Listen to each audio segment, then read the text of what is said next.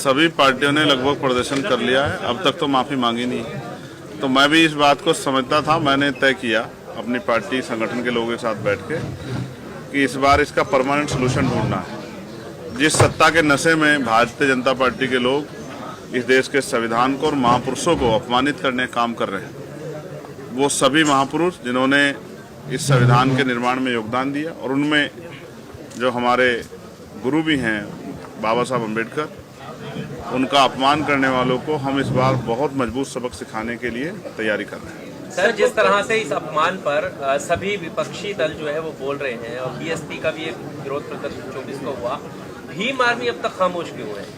आप अगर ध्यान से देखेंगे तो हर जिले में भीम आर्मी अपना काम कर रही है। आज़ाद समाज पार्टी उस तरह से सामने से पार्टिसिपेट नहीं कर रही, क्योंकि मैंने अभी कई पार्टियों का वो देखा, समय और बहुत सारी चीज़ें लगी लेकिन रिजल्ट जुगा तू रहा। तो मैंने कहा ना कि अगर हम 2 कदम पीछे हटे हैं तो इसलिए नहीं कि हम इस विरोध का हिस्सा नहीं है। पार्लियामेंट में भी सबसे पहले ये विरोध हम लोगों ने शुरू किया, लेकिन हम लोग पीछे इसलिए हटे हैं कि हम इसकी बड़ी तैयारी करेंगे, और चाहे दिल्ली में या जिस भी तरह से पार्टी की जो स्ट्रेटेजी होगी, ऐसा मजबूत जो है विरोध दर्ज कराएंगे कि सरकार के पैर उठे। प्रधानमंत्री ने क्रिसमस के मौके पर कहा है कि दुनिया में कहीं भी हिंसा होती है तो मुझे दुख होता है, इस पर क्या कहना है? प्रधानमंत्री तो बहुत अच्छी बातें कहते हैं, काश उनका किरदार भी ऐसा ही होता। सर, अमित शाह जी ने बात जिस तरह के हालात हैं इस देश में आज, जिस तरह का जुल्म हो रहा है, जिस तरह से इंस्टीट्यूशन को कुचला जा रहा है, जिस तरह से राइट्स जो है उनका वायलेशन हो रहा है, जिस तरह से, और मुझे आज यहाँ बैठ के कहने में कोई हर्ज नहीं है, जिस तरह से लोगों में भय का माहौल बन गया है, ये हम लोगों के ऊपर भी एक सवालिया निशान है कि हम लोग, हमारा विरोध, हमारा संरक्षण उनमें हिम्मत क्यों नहीं पैदा कर पा रहा। हम अपनी इस कमी को दूर करेंगे और आने वाले कल में एक मजबूत आवाज़ जिस तरह पार्लियामेंट में, उस तरह सड़कों पर भी लाने का काम करेंगे कि सरकारें तानाशाह ना हो, सरकारों के दिमाग खराब ना हो। सर, अमित शाह जी बाद में कह रहे हैं कि वो सपने में भी बाबा साहब का अपमान नहीं कर सकते। अच्छी बात है, होना चाहिए, करना भी नहीं चाहिए, लेकिन जो हो गया उस पर अपना खेद भी प्रकट करना चाहिए। विपक्ष के लोग मुद्दा बना रहे हैं। अब ठीक है, और अमित शाह जी जो कह रहे हैं वो जानते होंगे, वो उनके दिल में है, जो जबान पे आ गया है, या वाकई में ही वो सम्मान करते हैं, ये तो आप और मैं बेहतर जानते हैं। इसके लिए उनकी हिस्ट्री पढ़ने की जरूरत है, और हिस्ट्री इस बात की गवाही देती है कभी उन्होंने संविधान का सम्मान नहीं किया, और उनका जो मूल संगठन है उन्होंने हमेशा संविधान के खिलाफ काम किया। केसेस ऑफ बर्सित एक्ट की जिस तरह से धज्जियां उड़ाई जा रही हैं, सुप्रीम कोर्ट के जज रास्ता खोल रहे हैं कि क्या कहते हैं जो मस्जिद की खुदाई हो, मंदिर खोजे जाए, इस पर क्या है आपका? देखिए, मुझे बड़ी निराशा हुई हमारे पूर्व चीफ जस्टिस से, उनके कारनामों से। मैंने जैसे कहा, आपने प्राइम मिनिस्टर को लेकर जो सवाल मुझसे पूछा कि प्राइम मिनिस्टर ये कहते हैं मुझे दुख होता, इसी तरह से वो भी बहुत अच्छी मीडिया बाइट्स देते थे हमारे पूर्व चीफ जस्टिस, लेकिन जो बाद में उनके द्वारा किया गया और उनकी निगरानी में जो हुआ उसका खामियाजा देश भुगत रहा। तो मैं इस पर बस इतना ही कह सकता हूं कि पहले तो पार्लियामेंट में वर्शिप एक्ट जो है उसकी जो खामियां है उसमें अमेंडमेंट बिल लाके वो दूर करनी चाहिए।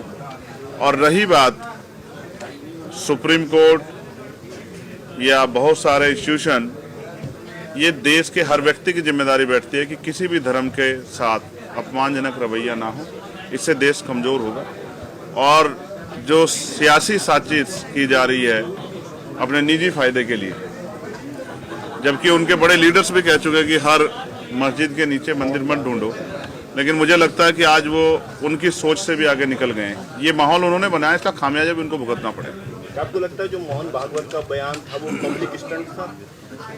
जब ये तो वही लोग जानते होंगे कि उनका बयान स्टंट था या वो जो हालात उनके द्वारा पैदा किए गए और आज जो उनसे समझ नहीं रहे हैं उसके बाद ये बात कह रहे हैं। मगर मैं स्पष्ट तौर पर कहना चाहता हूँ, सिर्फ ये देश बातों से नहीं चलेगा, संविधान के आधार पर चलेगा। और जो इस देश में अल्पसंख्यक समुदाय में जो हमारे मुस्लिम भाई हैं, जैन भाई हैं, सिख भाई हैं, बौद्ध भाई हैं, क्रिश्चियन भाई हैं, उनकी ज़्यादा जिम्मेदारी हम लोगों को आगे बढ़कर उठानी पड़ेगी कि उनके मन में जो भय पैदा हो रहा है वो भय ज़्यादा दिनों तक ना रहे। क्या चंद्रशेखर जी संभल के पीड़ितों से मिलने के लिए जाएंगे?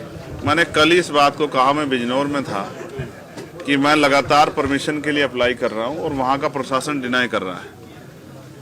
लेकिन जिस दिन मैं वहां जाऊंगा तो फिर वहां जाने के लिए बहुत लंबी लंबी कतारें लगेंगी, क्योंकि अभी तो सब किसी के मुंह से संबंध नहीं निकल रहा है। कल का अगर आप मेरा प्रेस नोट ब्रीफ सुनोगे तो आपको पता लग जाएगा कि अभी मैं नहीं जा रहा हूं तो कोई नहीं जा रहा है। जिस दिन मैं जाऊंगा और मुझे परमिशन मिलेगी फिर सब लोग जाएंगे। मैं मीडिया के साथियों के लिए भी चिंता कर रहा हूं। मैं राजीव साहब अभी चर्चा कर रहे थे कि मीडिया पे जिस तरह की पाबंदियां लग रही और मीडिया अपना काम स्वतंत्र रूप से नहीं कर पा रही, मुझे मीडिया के साथियों की भी चिंता, क्योंकि कई पत्रकार जेल गए हैं।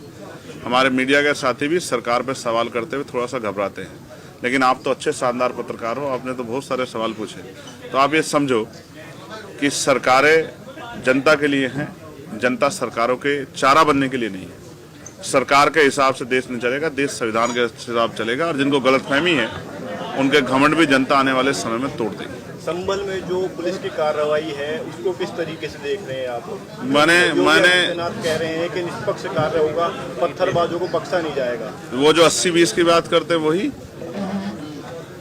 जिनके एजेंडे में 20% लोग हैं ही नहीं, उनसे क्या उम्मीद कर सकते हो आप? उनकी कथनी करनी में फर्क है, इसीलिए जनता का भरोसा उनके प्रति कम है। और वो लोकसभा में जनता ने वोट की चोट से सबक भी सिखाया और अहंकार में 400 पार तो नहीं हुए, 240 पर रुक गए। स्वर्ग का रास्ता है तो किसी भी चीज को कहीं पर भी जाने के लिए उसका एक प्रॉपर एड्रेस होता है। स्वर्ग का कोई एड्रेस है, प्रॉपर चीजें हैं वहाँ पर जाने के लिए।